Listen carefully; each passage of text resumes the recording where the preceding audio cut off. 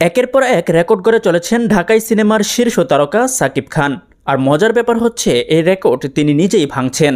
সাকিব খান অভিনীত বহুল প্রতীক্ষিত অ্যাকশন থ্রিলার সিনেমা তাণ্ডবের অফিসিয়াল টিজার সম্প্রতি প্রকাশিত হয়েছে।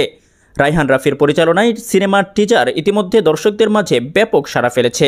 1 মিনিট 41 সেকেন্ডের টিজারে সাকিব খানকে একটি মাস্ক পরে রহস্যময় ও উত্তেজনাপূর্ণ রূপে দেখা যায়, যা দর্শকদের কৌতূহল ও উত্তেজনা বাড়িয়ে দিয়েছে। টিজারের শুরুতে আবহাওয়া বার্তায় দেশের সব পুলিশ স্টেশনকে 10 নম্বর বিপদ সংকেত দেখাতে বলা হয়, যা সিনেমার থ্রিলার ঘরানাকে আরও উজ্জ্বল করে তোলে। সাকিব খানের নতুন লুক, ছোট চুল, তামাটে ত্বক এবং মুখোশ পরা অবতার দর্শকদের মধ্যে কৌতূহল ও উত্তেজনা আরও বাড়িয়ে তুলেছে। নেটিজেনরা মন্তব্য করেছেন এই তাণ্ডব বরবাদকেও ছাড়িয়ে যেতে পারে।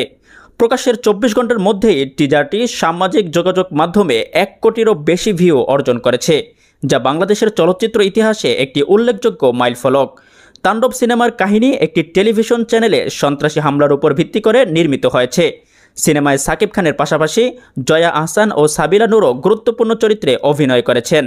পরিচালক রায়হান রাফি ও চিত্রনাট্যকার আদনান আদিব খানের যৌথ প্রচেষ্টায় সিনেমাটি 2025 সালের ঈদুল আজহায় বাংলাদেশের প্রেক্ষাগৃহে মুক্তি পাবে বলে ঘোষণা করা হয়েছে।